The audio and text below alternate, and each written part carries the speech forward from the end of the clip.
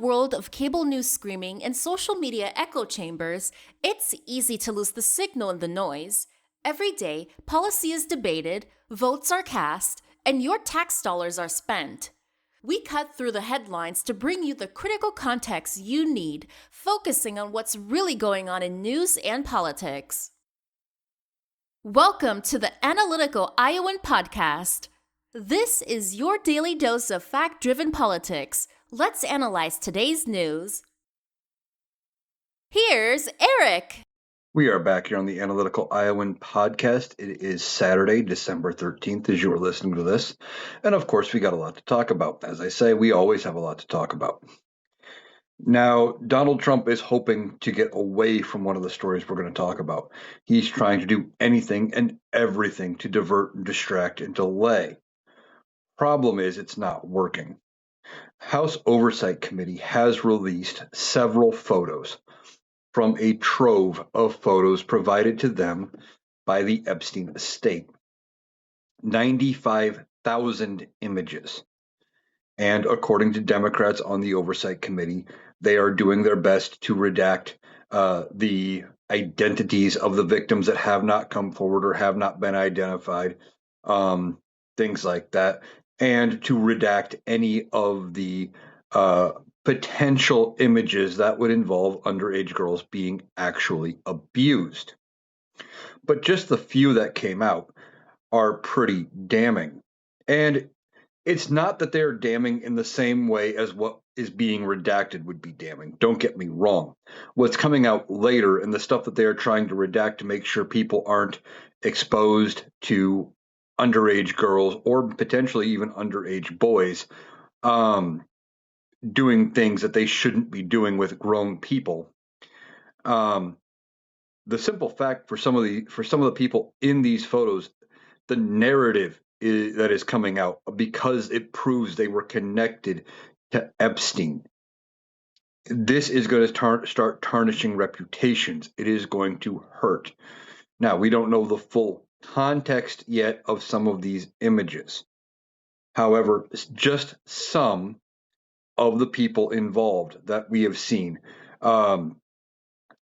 There was one guy that was identified, supposed to be, now I didn't recognize it as being Jimmy Buffett, but they said it looks like Jimmy Buffett and his wife.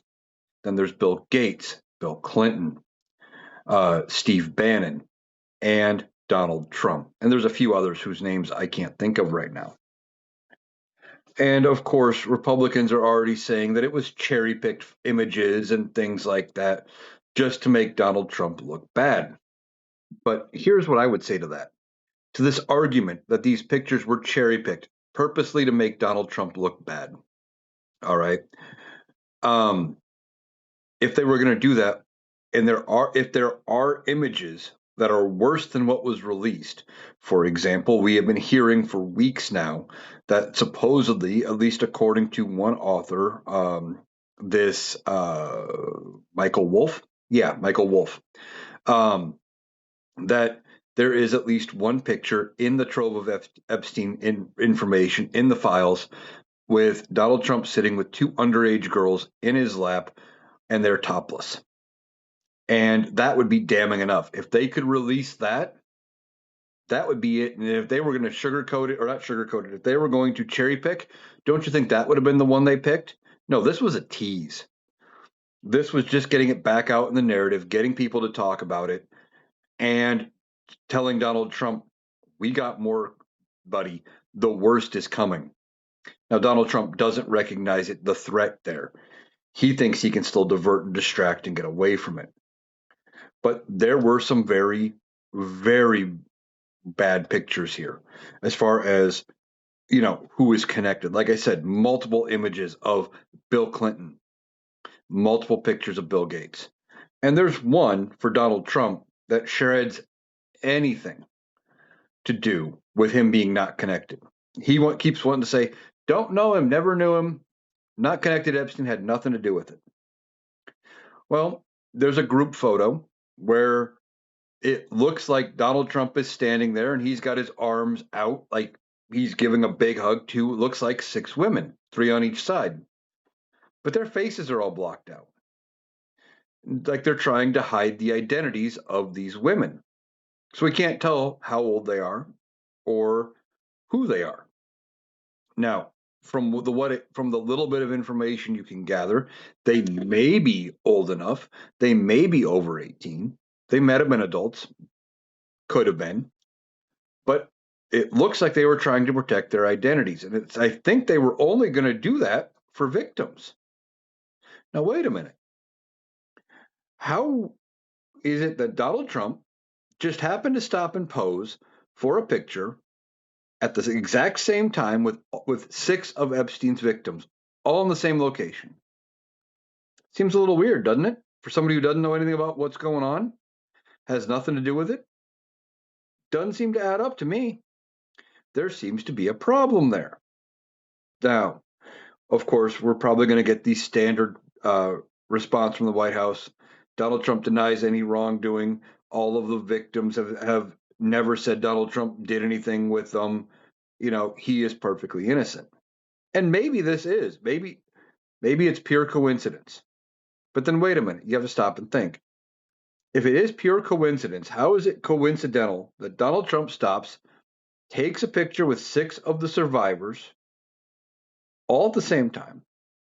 Okay. And somehow that picture just happens to end up in the estate of Epstein in this trove of documents where there's 95,000 other images. I think there's more in there, and there's going to be more coming out that shows Donald Trump had something to do with it. And there were some other ones. Steve Bannon was in there. So that means people around Donald Trump were connected to Epstein. Steve Bannon was a Trump advisor during his first term, up until the point Steve Bannon went to prison. I think that was actually during the Biden administration, but either way, um, Steve Bannon went to prison for Donald Trump. And the whole thing is bad news for Donald Trump. It shows he knew Epstein. But he's not the only one. Like I said, you got Bill Gates. This is probably going to shred Bill Gates' reputation as this comes out. If he was actually connected to Epstein, I hope it does.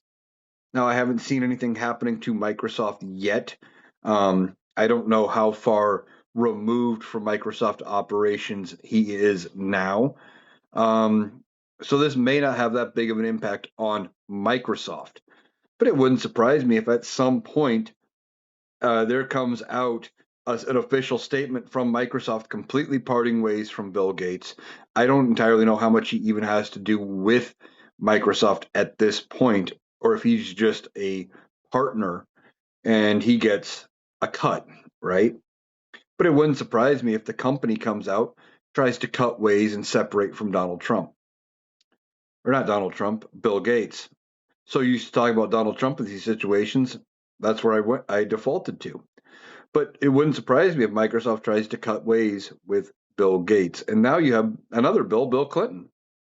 Sure, we knew there was a chance he could be in the files. Now, so far, it just appears that all of these are benign photos. Okay. They're pictures at events and parties, which could be explained away so far, because we know that the cover for Jeffrey Epstein, he was supposed to be this big financial guy, this big financial guru. Now, there's no evidence of him ever doing anything that way, but he's supposed to be the finance guy. So he goes ahead and he goes to all of these upper scale events in New York and Palm Beach and other places. And not surprising, he would have ran into power players. Donald Trump, who was a businessman, real estate developer, not well liked in New York, um, higher society and even in the real estate game and things like that. But he was influential. Even though he wasn't liked, he had money. He was a known quantity. He would have been invited to these kind of events. Same with Bill Clinton. I believe this was, I don't know when the picture was taken, probably assuming this was after he had been president. So, of course, the former president, when they were in New York and Hillary was senator from New York, of course that would make sense, right? So we don't know the full context. We don't know what else is going to come out, but it's looking like Clinton's reputation is tarnished.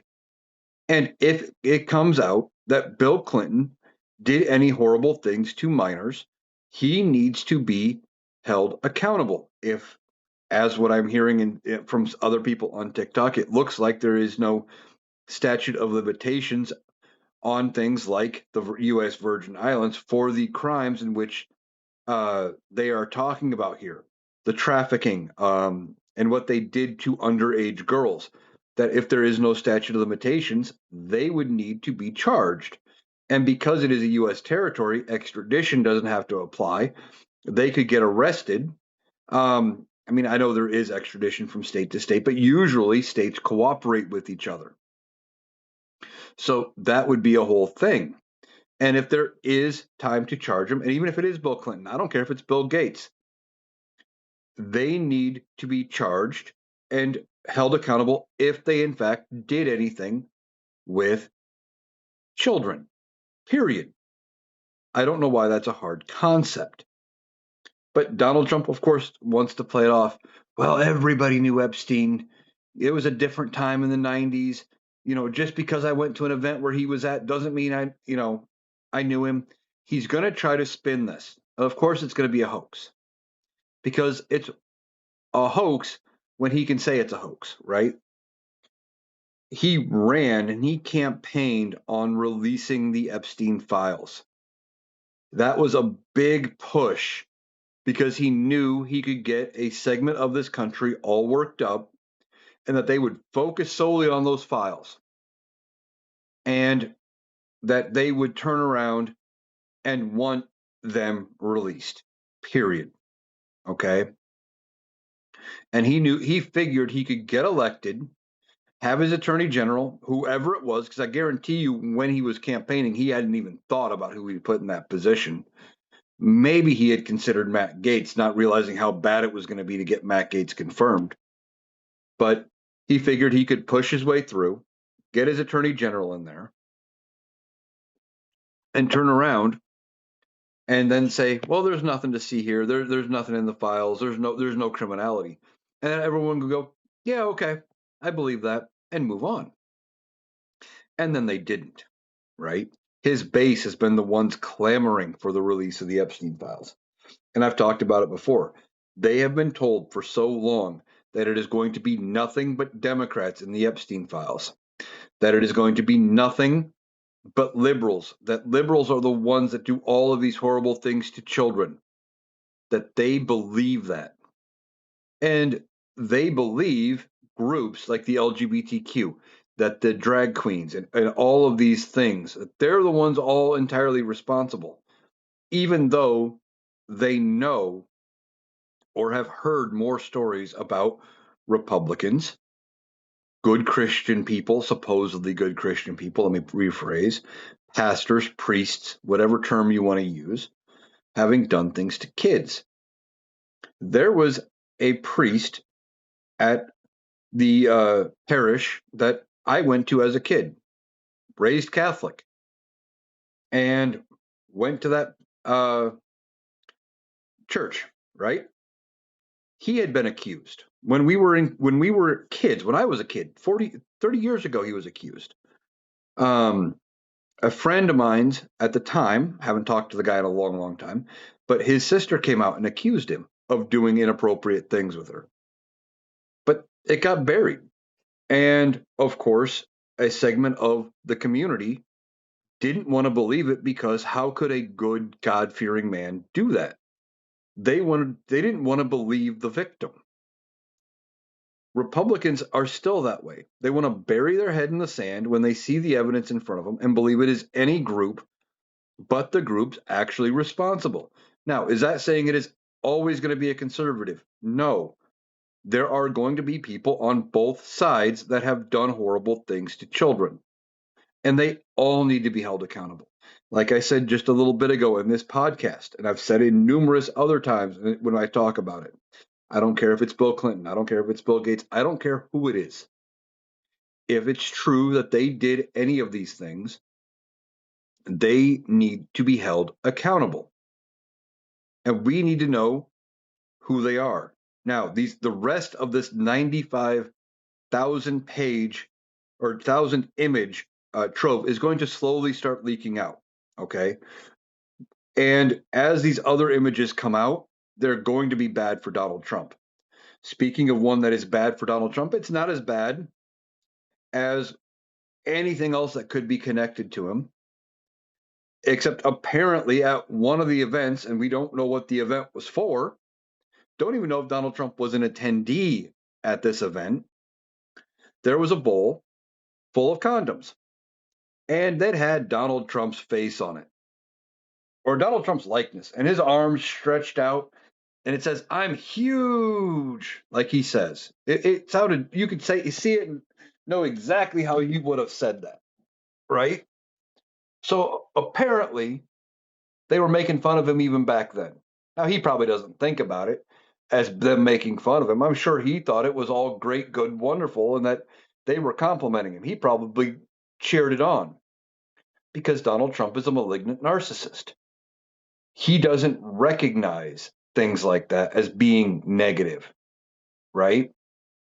He looks at it and goes, "Yeah, that makes sense. They would cheer for me. They love me." That's how dumb Donald Trump is. But this picture of this bowl with condoms in it that had Donald Trump on it. Again, don't know if Donald Trump was at that event, but whatever event was there clearly was probably going to be adult in nature. And we don't know if any of the victims were at that event. Again, missing context. But the fact of the matter is, it's embarrassing to Donald Trump. And he's going to have to deal with the fallout and the embarrassment from that picture, right? Of course, he's going to say no comment. I don't know what it was about. He'll probably try to say it was AI or Photoshop or some bullshit, but it's a real photo. And of course, this just brings up more talk about the inadequacies of Donald Trump, the perceived inadequacies, things that came up during his trial with Stormy Daniels when they were talking about, when she described being with him and the shape and all of that. Donald Trump is going to get embarrassed by this, which means he's going to lash out, he's going to do something dumb, and it's going to continue the snowball. This is the downward trend for a narcissist like that. He is not going to be able to keep everything going and everything juggled, and the stress is going to get to him.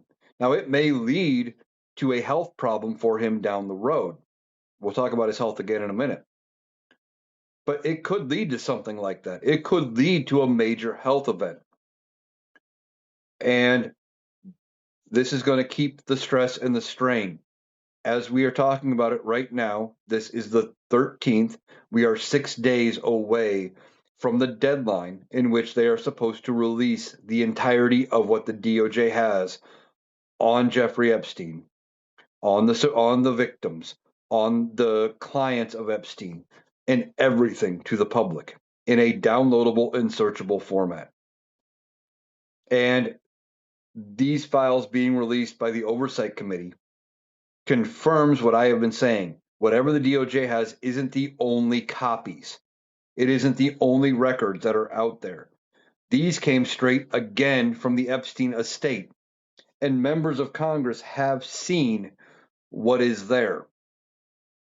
So as this is being delved into, as the DOJ releases things, if it's not above board, if it's not on the up and up, and the Epstein estate has these photos that can give more context or whatever, and we see these 95,000 get released, that's a ton of data. That is a ton of pictures to sift through. Now, are some going to be benign that could have been taken anywhere at any event and just shown that two people knew each other? Sure. Others are a little more damning. Now, we were talking earlier about some of these pictures that were released. Now, it appears in one photo with Bill Gates that they're at some event. And I think there's another one where it looks like they're in Epstein's office. A little different situation. That means that it was, a meeting doing whatever. Don't know what was discussed.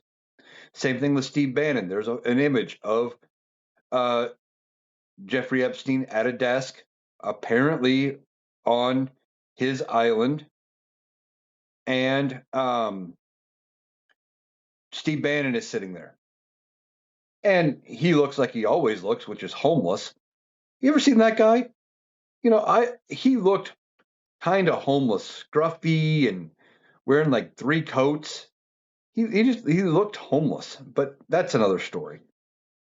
And again, don't know what's discussed, but the fact that it looks like it was on his or in the office on the island again is a different story, right? Changes the narrative away from, well, they were discussing a business deal in New York or whatever. And Steve Bannon wasn't really into business. What would Steve Bannon have to gain from going to talk to Epstein? Now, if it was after Donald Trump had gotten into politics, but before Epstein had met whatever fate actually happened to him in prison in, was it 2018, 2019? If you believe that he hung himself, okay, or whatever might have happened. I'm not convinced he did hang himself. I'm convinced something else happened. Now, maybe he did, but maybe he was led down that path because of other pressures. I don't think it was just because of he suddenly felt remorse for the things he had done. But why would Steve Bannon go see Epstein? Your guess is as good as mine. Unless it was making sure things were on the up and up, that he was going to leave Donald Trump alone. Maybe it was trying to set things up to make sure that, you know, things were going okay for Donald Trump and that certain images wouldn't be released or who knows what. And we don't necessarily know the context of when that picture was taken. But I believe it's the picture with Steve Bannon, but there's another one of Epstein's desk. And somebody else pointed this out. I've seen several other creators on TikTok talk about it. In this image on his desk, there is a printed and framed image of what appears to be an unconscious girl laying down, apparently clothed. Can't really tell who it is, not in the image, um, and don't know age or anything. It's just very weird that there would be this image of a girl laying there in it looked kind of in an awkward position, but appearing to be unconscious. Now, again, we don't have the context of the photo, but you don't need a lot of context to go, this is weird, this is out of place. Now, people print out pictures and they hang them up, they post them, they sit them on their desk, they do all those kind of things. Usually those pictures mean something to somebody, right? There's a significance behind the images. Whether it's the last time you were in person with a friend and you took a selfie in a cool location, right? Or you had somebody else take the picture. If you're old like me and you remember doing that before selfies were really a thing and that's all anybody ever did. You know, if you remember the days of actually taking pictures with film and having to send them off to get developed or waiting the hour. I remember doing all of that. And I remember that, you know, there wouldn't be necessarily like you would send off the pictures to get developed and you wouldn't always hang up the best ones, but there'd be ones in there you'd hold on to, you'd put in a special place, you'd frame, you'd do whatever. So why is there this image on Epstein's desk of an unconscious girl? What does it mean? Is it something he can point to when he is talking to the other girls and saying, well, you could end up like her? Or is it significant about who it is or maybe who she either is with or was with in the photo or the context behind the image. Maybe again, we'll have to see what else comes out, and maybe it was a rotating picture. Who knows? But it all looks bad for Donald Trump when you're staring at this, uh, looking at it from the outside. So he's going to have to answer for all of it, and he's going to give the standard response. I don't know anything about that. I don't know. I had nothing to do with it. It only goes so far. And here's the thing. So far, the only thing that has really been ever that has been proven with what has been released in the Epstein files so far has been that, yes, Jeffrey Epstein knew Donald Trump. They were at least friendly, if not friends, and that Donald Trump sent him a birthday card that was in probably poor taste. That's it. So far, nothing has been proven. And Donald Trump, if he was smart, would say, well, yeah, I knew Jeffrey Epstein, but, we weren't that close. We were friendly. He was a mover and shaker in the financial world. I was in the financial world. It just made sense for me to know him and for us to, you know, get acquainted. And I used him for connections in business, right? I didn't know what he was all into. Now, Donald Trump has said that he didn't know anything about what was going on, but he constantly even denies knowing Jeffrey Epstein or knowing who he was. So far, with all that's been proven, it appears that he at least knows or was friendly with Epstein. And if he'd admit that, it would go at least partially farther to make it seem better, right?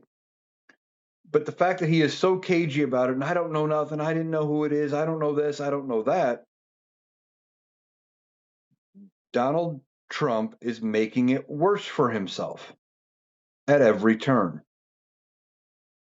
And that is typical Donald Trump, right?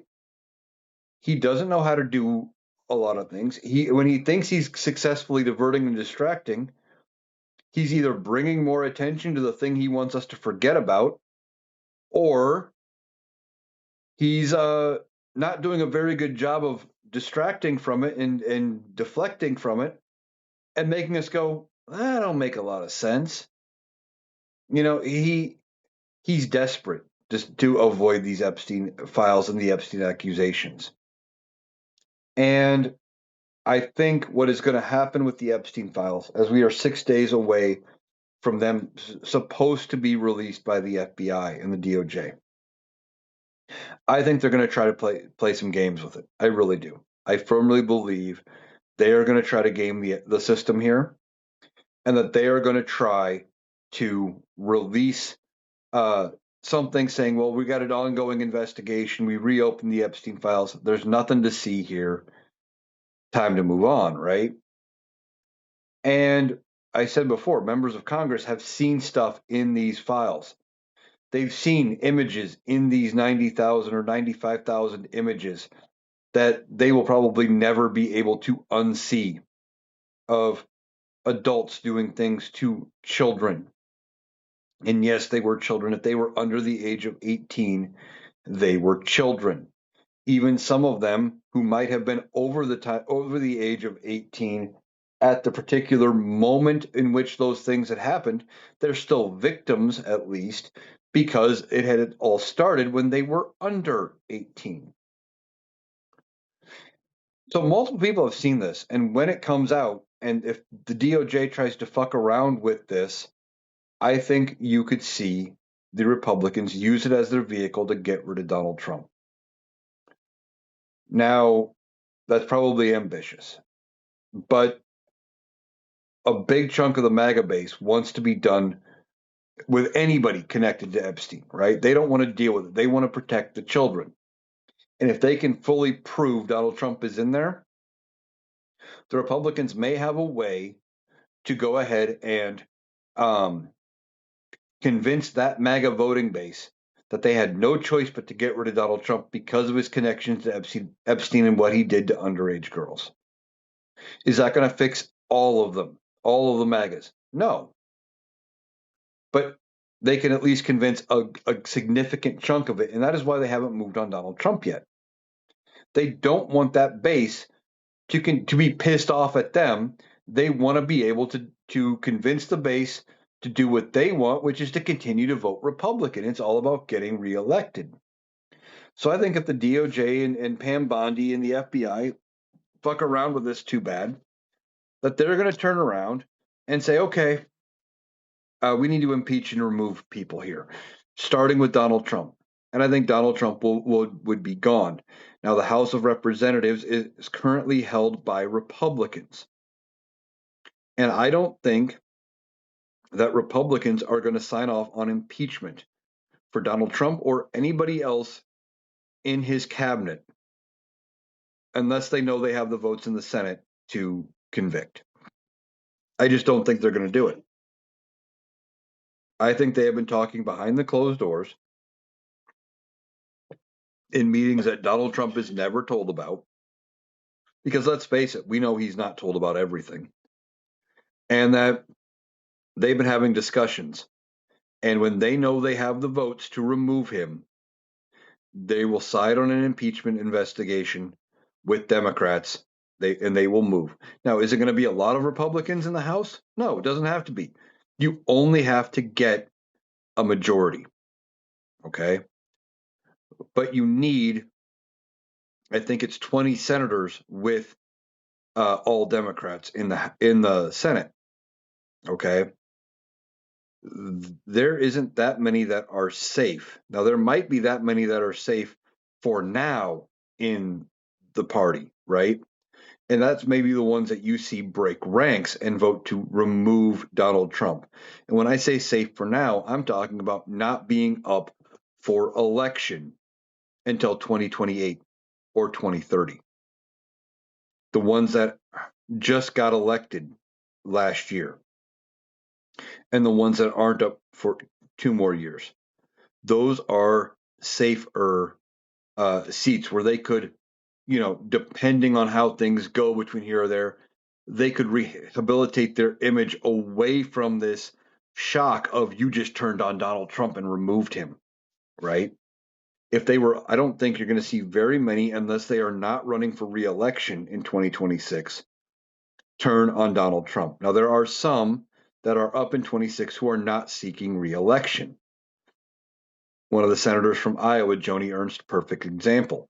She is not up for reelection. Now, I don't know, because she's been pretty much a Donald Trump sycophant the whole time, but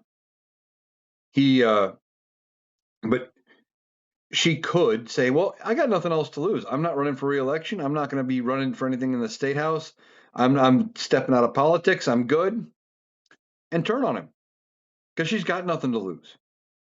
You could see some of that. Now, is it probable? I don't know. I don't know what the probability is. That is not my area of expertise, but it's possible. And that's the thing. That's what I'm seeing is these possibilities of where the Republican Party, where the cracks are going to form as these things go forward. It's only going to continue to get worse for Donald Trump. So now I said something before that the pressure from the Epstein files, it could cause Donald Trump's health to deteriorate even more. Now we're already questioning what Donald Trump's health is like, right? And as we're looking into it, we don't know how bad his health is. And like I said, the stress from the Epstein files could cause it to deteriorate even more. It could get to the point where they can't prop him up, where they can't keep it going anymore. They can't keep the story going. And they may have no choice but to 25th Amendment Donald Trump. Now, more than likely, though, what is going to probably happen is the stress is going to get to him. He's going to have some big break, whether it's a mental break, whether it's a stroke, whether it's a heart attack, something. probably in public in front of a camera because Donald Trump loves being in front of the camera. And they're not going to be able to spin it very well when that does happen. But his health has been a concern. Now, we've heard and we've talked before about him going to Walter Reed, having taken a cognitive test. And I think I talked about it yesterday. He's now admitting to having taken three cognitive tests. And he acts like they are some big, great achievement for taking it and passing it. They're not. I think most kids over a certain age would be able to pass it. Like it is very simple. Okay, it is find the correlation between 1A, 2B, and connect the dots. Um, they will read off a list of 3 or 4 words, maybe 5 words, come back to you in 10 minutes. Hey, do you remember those words I told you to remember? Now, that one might be tricky for some people of even sound mind.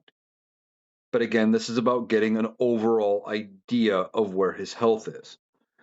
They ask you to identify 3 animals. And very basic. Like they're not asking for complete scientific name or anything like that. Just something you would ask a kid, right? That, like, oh, whenever you see a picture of a lion, it typically is drawn cat body with a big mane. Simple, right? Pretty obviously a lion. Or a giraffe. 4 legs, body, long neck. They just need you to say giraffe. That's it. Easy. Same thing with a camel. They don't care if you get Asian or African camel, one hump or two. They don't care about that. All they want you to say is camel, right? Done. But Donald Trump says this is a hard test, that he struggled with it. And if he's struggling with it, that means he's got cognitive problems. Um, and he's taken multiple. He's taken 3 that we know of. And I think it's been 3 this term, right? Which means they're watching for something. They're suspecting something. You don't just do that if you're not suspecting something's going on. You don't decide one day that, well, I'm just going to give the president of the United States a cognitive exam. There has to be something.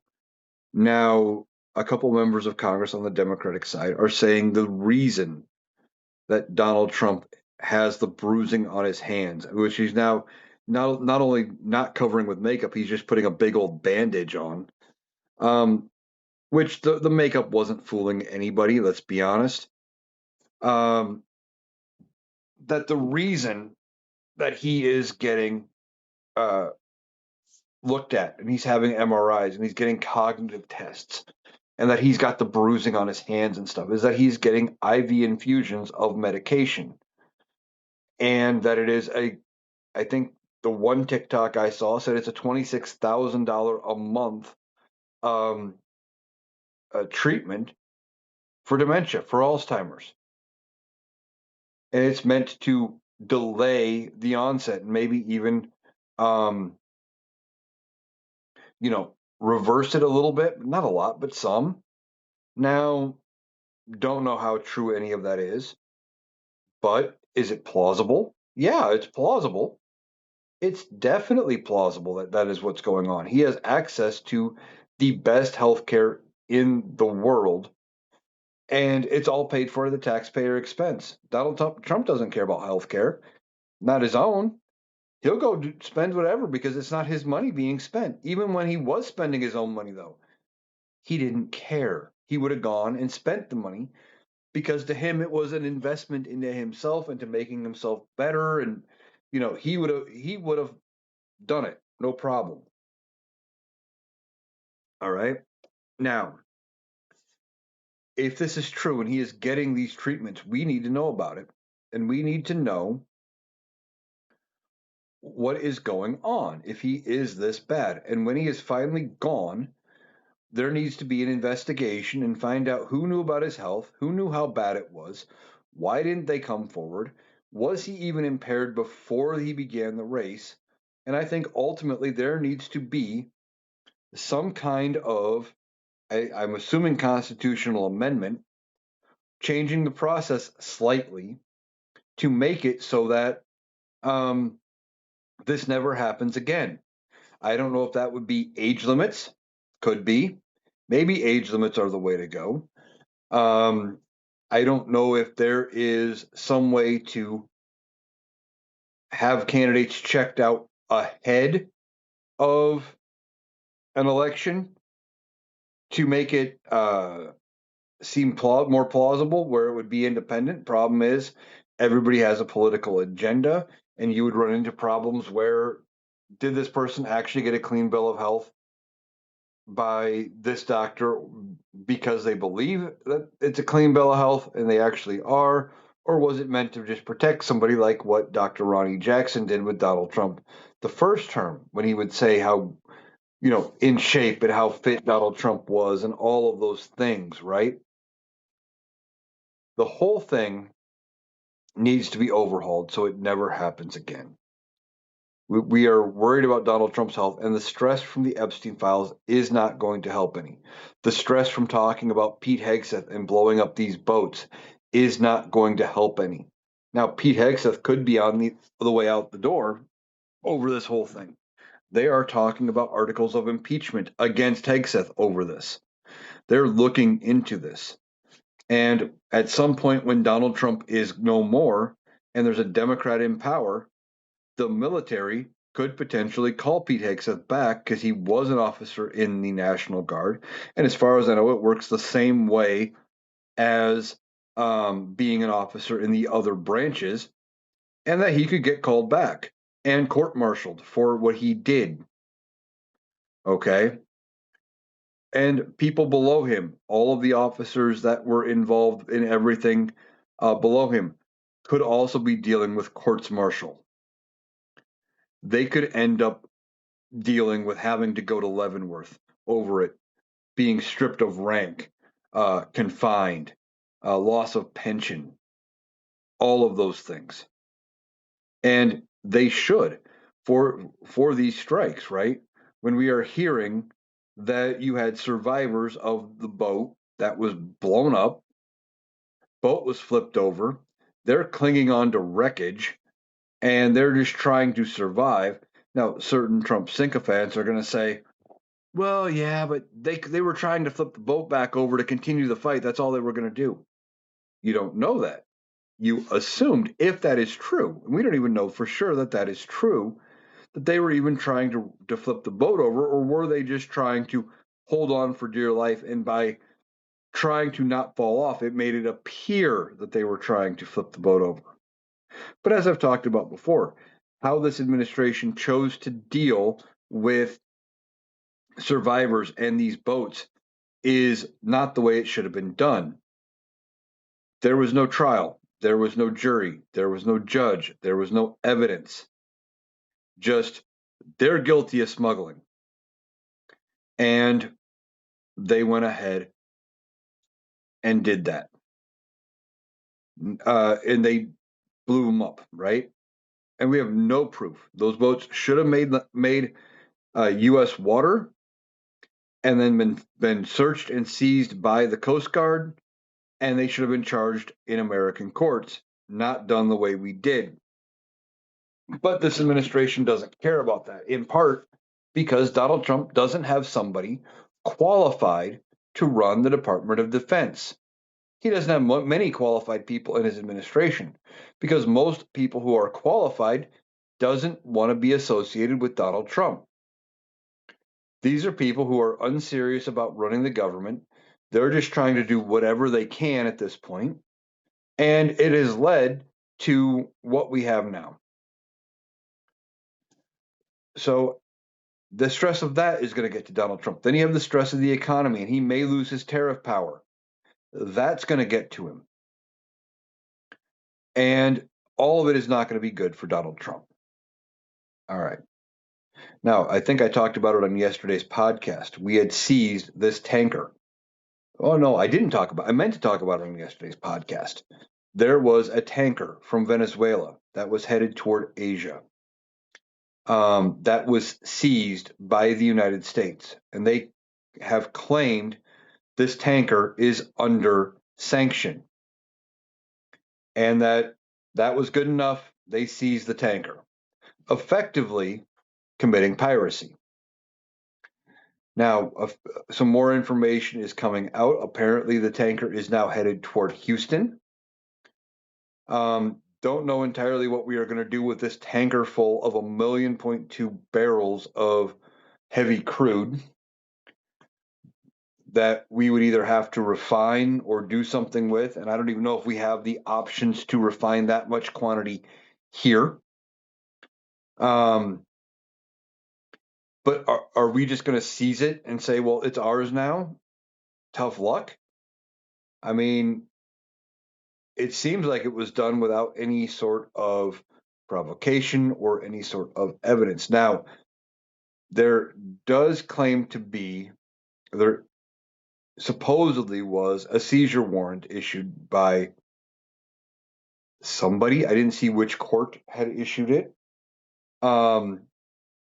And that this boat was going from Venezuela, but was actually flying the flag of, was it Guyana? Maybe another country's flag anyway, without permission. Now, I don't know again if any of that is actually true, but this tanker has been seized by the United States. Not a good look when you are dealing with all the things we're dealing with. And it looks, at least for now, because this administration doesn't release a lot of things. I mean, they release a lot of information, but it's never the important stuff. It's always fluff pieces and make Donald Trump look good stuff. That there's, at least there's more to this story, and we're gonna have to keep following it and see what happens to it. Now, I don't, even if it was seized because of sanctions and things like that, I don't know that the United States gets to just keep the oil from this. And of course, there's a lot of people claiming already that Donald Trump just wants to go to war with Venezuela for oil and rare earth minerals. And maybe that is true. This doesn't help the case for Donald Trump saying he doesn't want to go to war over rare earth minerals and oil. Doing things like seizing this boat doesn't help his case any. But Donald Trump doesn't think about that. He just does and reacts and move in, and he's reactionary. Now, this could also be trying to divert and distract away from everything we have talked about up to this point. Trying to get away from the Epstein files, trying to get away from a bad economy. And no matter how much Donald Trump says that the economy is doing good and the economy is doing better, it doesn't make it true. He is just willing to say it long and loud, and he hopes eventually that we would believe him. It's not working because the economy's not better when you go to the store and you're spending way more on food. As I talk about a lot, the example I like to give is soda. 12-pack of soda is almost $10 now, most places, not counting sales. That's ridiculous. Just not even that long ago, it was $5 a piece, and I thought that was outrageous. And you could still get them 3 for 10, 4 for 10 on sale, um, quite regularly. And now you're lucky if you get them 4 for 20. You're lucky, and it's only going to go up because prices don't like to come down. Once they get you paying things, the stores like to keep you paying that same amount. But again, more pressure on Donald Trump trying to get away from the economy because it's not working nearly the way he wants it to. All right. Now, Kristi Noem has been given an ultimatum by a Democrat on the Oversight Committee, basically says, we've got enough on you because of how everything ICE is doing and all of the tactics and, deporting American citizens, deporting members of the military who had served and fought for this country, the veterans who, whose paperwork maybe wasn't properly in order, things like that, on technicalities, that they're just getting snatched up and deported because they fit a certain profile. And she was in front of the House Oversight Committee, and she was made to look foolish. She was asked questions and basically was said, "Have you ever deported a veteran of the U.S. military?" She goes, "No." Met with an immediate Zoom call of a veteran of the United States military. I believe it was a Korean national, or Korean American, um, who had protected status as a veteran. I think had a green card, maybe not full citizenship, but had been a veteran of the United States military and had gotten deported. And when tried to show the paperwork to prove they were legit, they weren't allowed to. ICE didn't want to believe it, said it was fakes, and sent them on their way. Deported them. Again, no due process because a judge at a trial court would have prevented that from happening.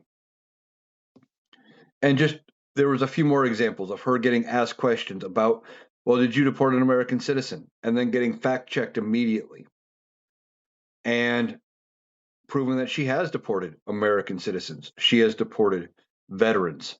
The party that claims to care about veterans and is so patriotic and will wrap you in the flag and then beat you with it, um, is not really what they say, right?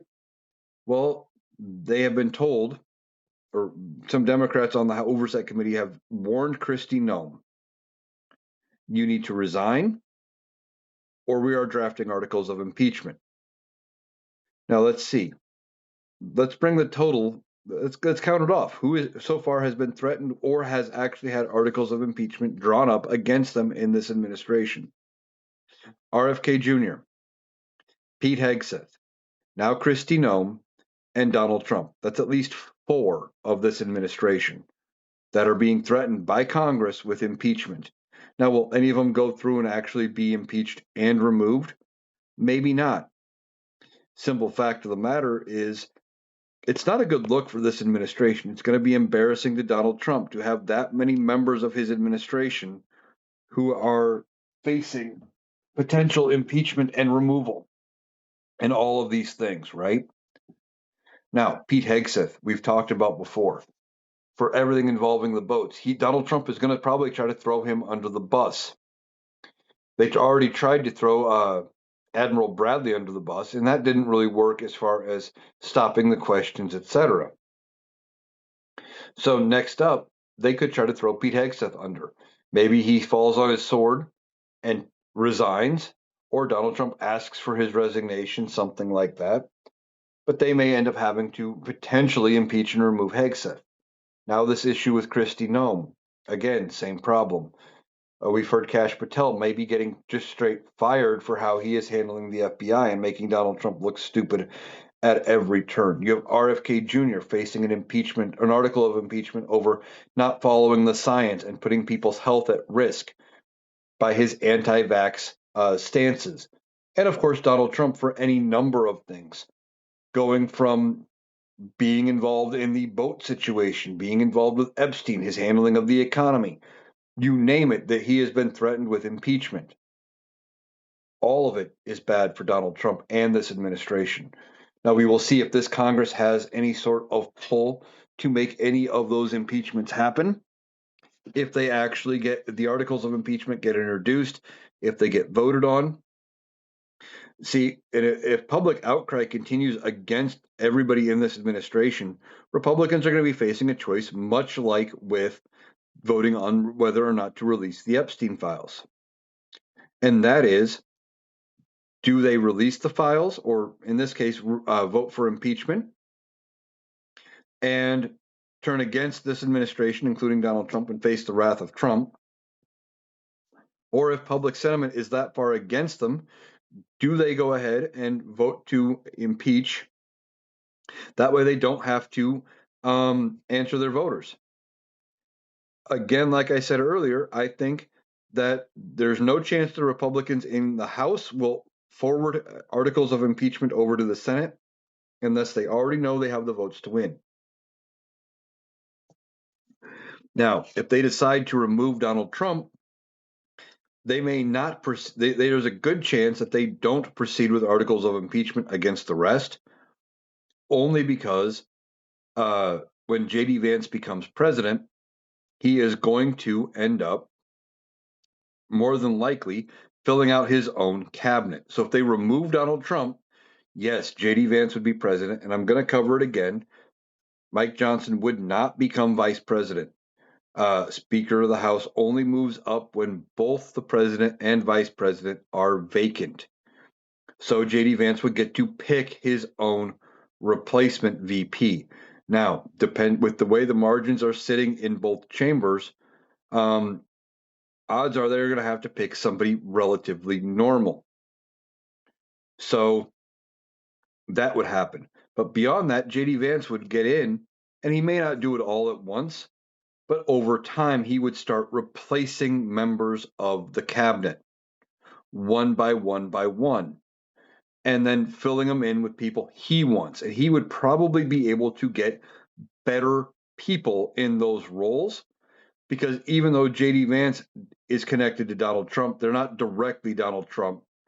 So that some of the better people who would be more qualified to run those departments would be more willing to do that because we wouldn't be carrying the stench of Donald Trump and all of the things associated with him with them after they leave and after JD Vance is out of power. So we could end up having a major cabinet shakeup when they decide to make that move. Now, how long is that going to take? That is anybody's guess. I'm just saying it is possible that with all of these things going, that is how it all plays out. I mean, for all we know, they could start impeaching and removing Donald Trump's cabinet members before moving on him, trying to lower the threshold because J.D. Vance can, with I think the majority of the cabinet or the support of the cabinet, go to Congress and say, yeah, Donald Trump's not fit with the 25th Amendment. He's not fit to be president. But if they get rid of some of the crazier members of the cabinet who are 100% loyal to Donald Trump and wouldn't actually put the needs of the party over Donald Trump, if they're gone, that threshold of getting the majority of the cabinet to go with him to Congress to say, yeah, Donald Trump's not fit, we got to remove him with the 25th, becomes lower. And Donald Trump is going to have to fight to get to keep his position if they go that route. But B, if they start removing cabinet members, he's going to have to fight to get new people through Congress. And if the Democrats take the House in the midterms and the Senate in the midterms, like I think is possible, he is going to struggle to get nominees through for any positions, cabinet or otherwise, unless they are very middle of the road, very boring, very non-Donald Trump positions, and they wouldn't be yes men to Donald Trump, letting him do whatever he wants and letting him just try to just get away with everything. They would actually be qualified, or at least that would be the hope. All right. So that's going to do it for today's episode of the Analytical Iowan podcast. I want to thank you for taking the time to join me today. Of course, we're going to be back tomorrow because there's always stuff to talk about. And I hope you have a great day.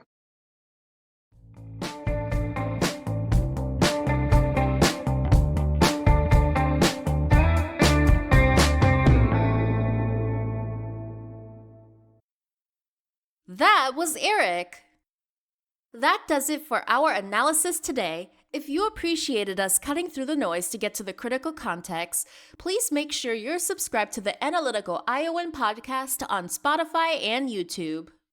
We'll be back tomorrow. Thanks for listening.